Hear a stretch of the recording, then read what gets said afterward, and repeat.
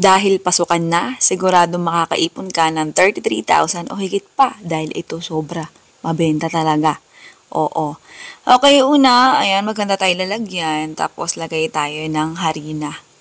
All-purpose flour yung ginamit ko dito. Lagay tayo ng baking powder. Oo, tapos suka. As in vinegar. Pampatulong kasi yung umalsa sa baking powder natin. Tapos lagay tayo ng 2 cups ng evaporated milk or isang delata. Tapos haluin mo lang hanggang sa mag-smooth yung texture niya. Pwede mong salain niya kung gusto mong sigurado kang smooth yung texture. Pwede rin namang hindi. Tinakpan ko lang kasi maraming insekto dito sa amin eh. Mapuno kasi maulan. Oo. Tapos salang tayo ng 4-hole pan, pahira ng mantika. Oo. Pagkapahid, pwede mo na ilagay dyan yung 1.5 kutsara nung butter natin. Oo. Hindi mo na kailangan painitin pa yung 4-hole pan ha. Salang agad.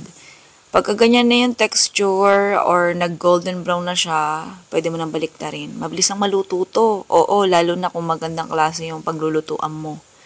Okay, tas hango mo lang agad. Tapos ulitin mo lang yung, ayan, yung steps dito sa pagluto natin para matapos ka. Pag di mo kasi inulit, di ka matatapos.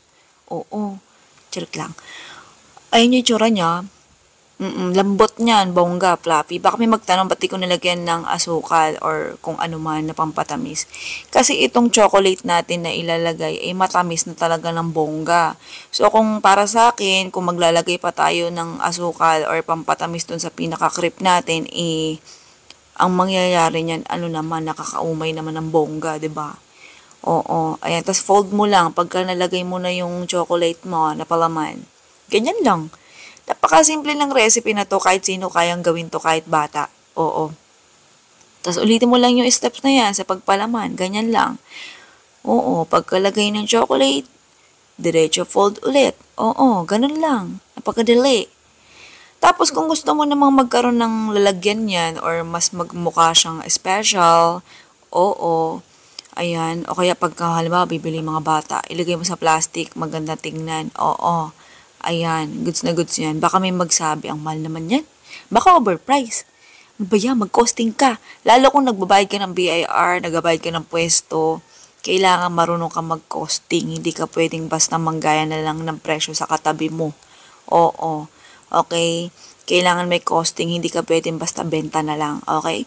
Yung pangalan recipe natin, crepe rolls. Ayan, 33,000 or higit pa yung pwede mong kitain dito basta. Sipagan mo lang. Kahit 15 pieces lang mabenta mo sa isang araw ha. Isang plastic ba?